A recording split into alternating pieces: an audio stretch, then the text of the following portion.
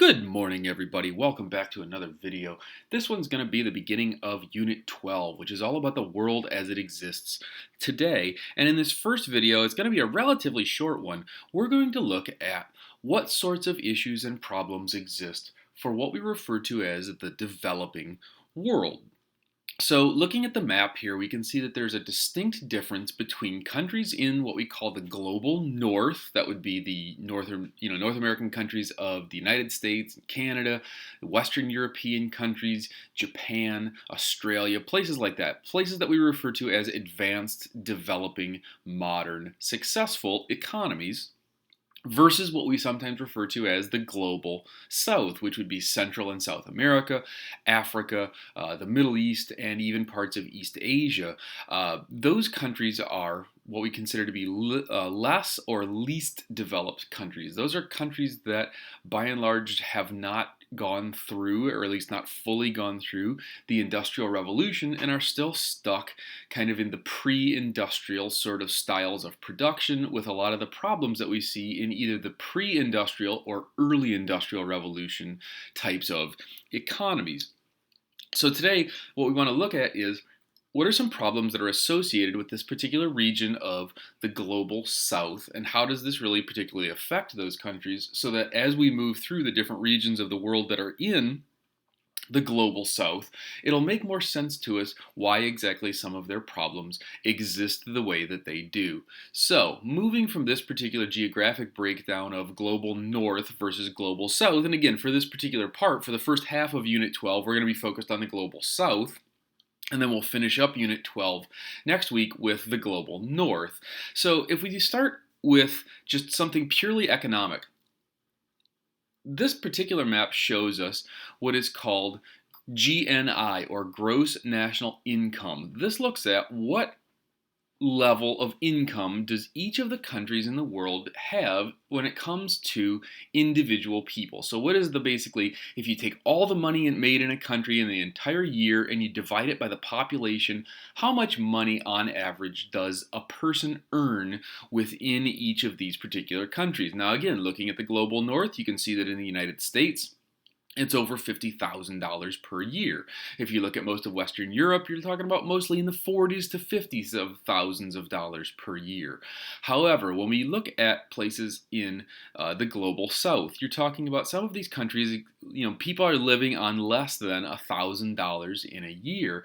And in fact, that takes us to one of the major issues, which is in the world, we identify what we call the global poverty rate, or the global poverty line.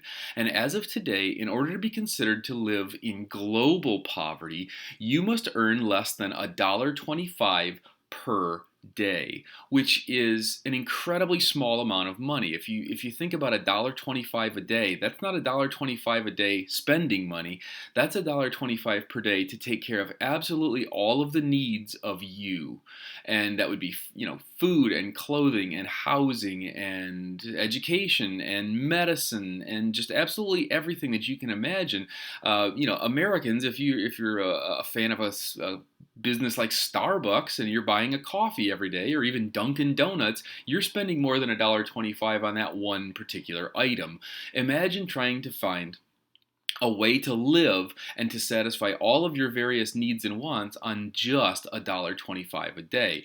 So one of the major issues that we see in this global south is the extreme levels of poverty that we see throughout the global south. And again, huge numbers of people living below that $1.25 a day poverty rate. In addition to the global poverty rate being extremely high in these countries, we also have a problem which is considered to be a barrier to the development of those economies, which is literacy rates.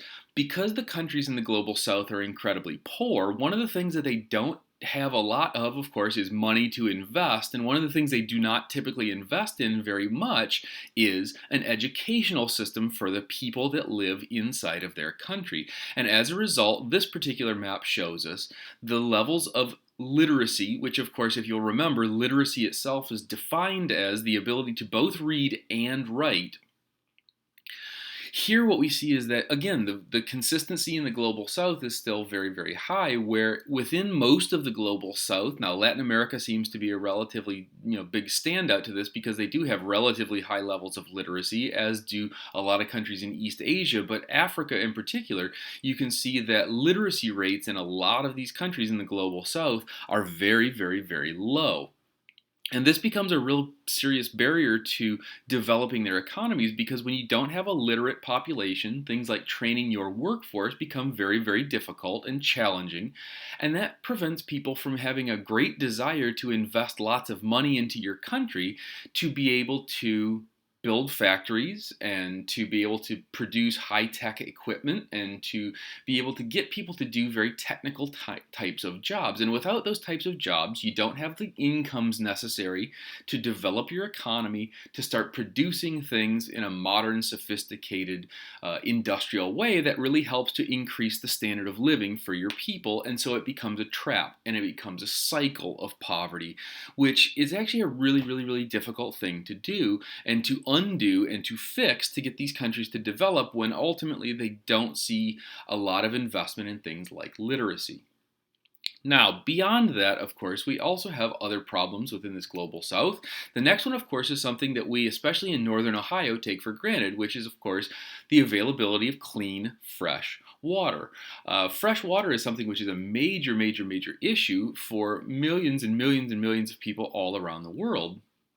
And while here in northern Ohio, we actually take it for granted because of the enormous abundance of clean, fresh water that we've got, for countries around the world, the availability of clean and fresh water is really a major, major hang-up for the development of their economy. And here you can see that we're talking about some countries that are in absolutely extreme scarcity, which puts huge pressure on people who then, of course, don't have an education enough to understand how to, resolve this particular problem, and they don't have an economy enough to really be able to adequately handle this. And so again, we're adding levels of stress and levels of pressure onto the people who live in this particular global south. Now, one really good news that we see in the global south is in the 1950s, the people developed what was called the Green Revolution, in which they started to selectively breed and use technology to develop crops that would massively increase the yields of the products that they were planting in their fields. And what this did was, using modern science and technology, it allowed us to increase the amount of food that we were able to produce to be able to feed more people. And as you can see, since the 1950s, global wheat yields, and of course it goes beyond just wheat. You can see this exist in many different crops that we'd use to provide food. You can see this in rice and in corn and in all kinds of other stuff too. But wheat just happens to be the one that I was able to find in terms of a really nice and convenient chart. Since the 1950s, wheat yields have absolutely gone through the roof. We can produce, basically 3 times as much wheat now using modern science and technology than we were in the 1950s. Now, that sounds like a wonderful thing, and it is a wonderful thing because, of course, it allows countries, particularly poorer countries, to feed more people, because as you produce more of a product, the price of that product goes down, and as the price goes down, more and more poor people are able to afford it. Now, that's a wonderful thing because now, of course, we see much less starvation than what we used to see, particularly before the 1950s. And of course, if you'll remember, one of the leading problems that human beings have had since the beginning of humanity has been stable food sources. And of course, we talked about things like the agricultural revolution, and how the Industrial Revolution allowed us to produce stable food crops, and the Scientific Revolution allowed us to understand how to do things like crop rotations and fertilizers and pesticides and things like that. Well, the Green Revolution does the same thing, where it increases and stabilizes our grain yields and our food production. However, that also had some unintended consequences. One unintended consequence is population growth. And we've seen this population growth not only continue, but also to rapidly accelerate in much of the global south. Now you would think, well, isn't a growing population good? Well, it is to a certain extent. However, one of the goals that most countries in the world have is a goal called ZPG, which is it's called global zero population growth.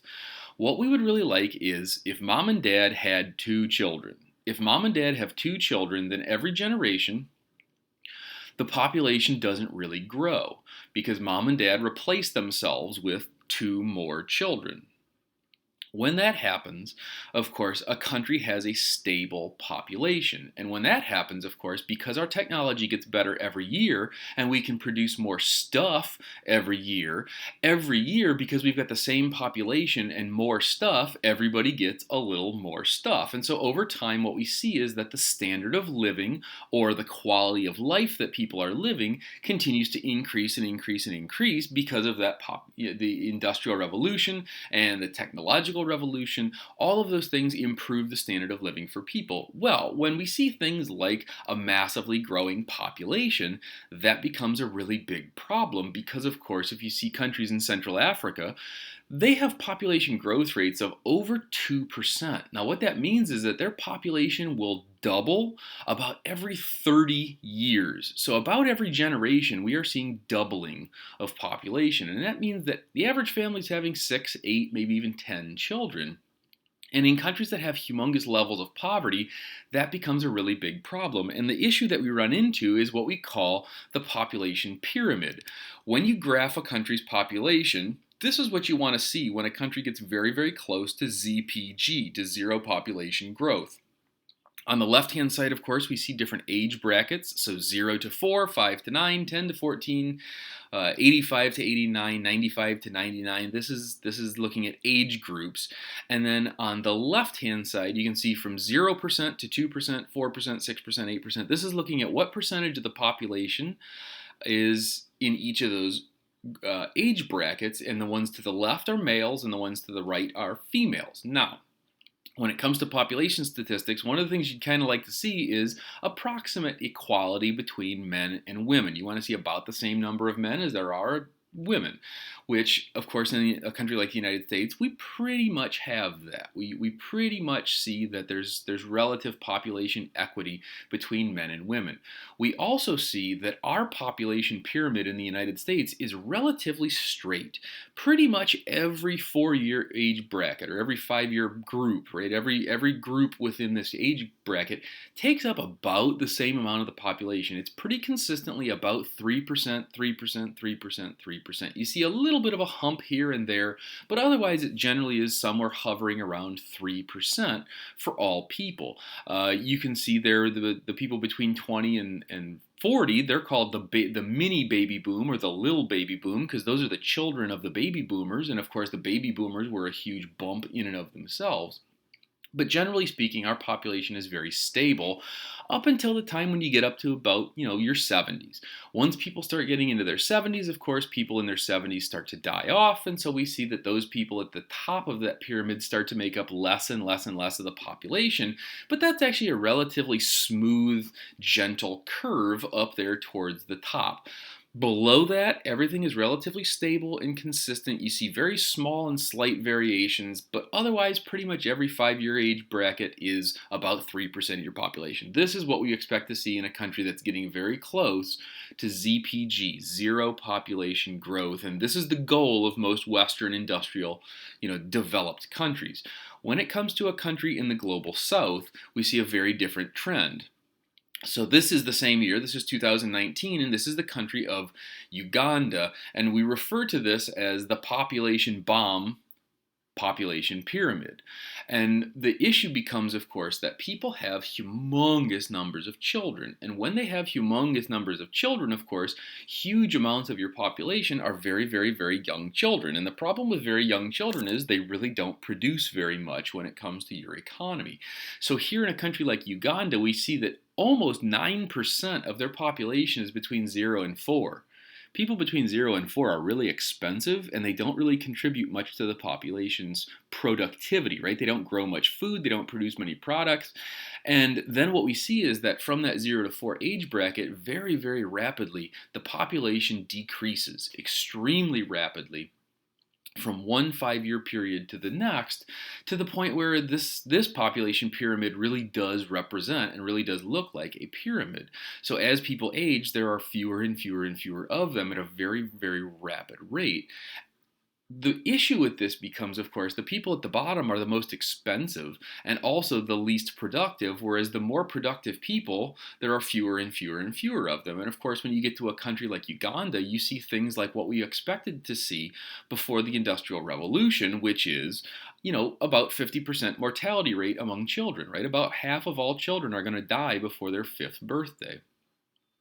That are born in a country like Uganda, which is, of course, it's a very difficult and a very, different style of life than what we're used to here in the developed modern West. Now, beyond that, of course, we also see that as your population growth rate increases and as the number of children at the lower ends of your population increase, we also see a spike in the incidences of child labor, which of course is one of the things that we associate with the early Industrial Revolution, is the utilization of child labor and how risky it is, particularly in the global South, to have very high rates of child labor. The last one that we've got for this particular video today is the incidences of religious fundamentalism. One of the things that we tend to see is as technology increases and as the development of an economy increases, the religiosity of people decrease. So when you look at a place like Northern and Western Europe and the United States and Japan and Australia and New Zealand and places that are very developed economies, we also tend to see much less incidences of religion. People tend to lose their religions as they become part of a more and more developed and modern society. It's the thinking here is that people need to rely less on a God because they're able to solve more and more of their own problems. However, the other people who are not particularly part of this global north or this development movement, when they get left behind, one of the things we see is that they tend to get more and more invested in their religion, and they tend to be more devout. And this then produces a conflict between the less religious West and the more religious global South. And those people, of course, feel as though there's a conflict and that there is an attack upon their religion. And so they tend to turn to religious fundamentalism, which is they tend to get more extreme in their religious views. So that's it for this particular introductory section for Unit 12, which is just to introduce you to the ideas of what are the issues in the global South and in the developing world. In the next video, we'll look at the challenges specifically for countries in Africa.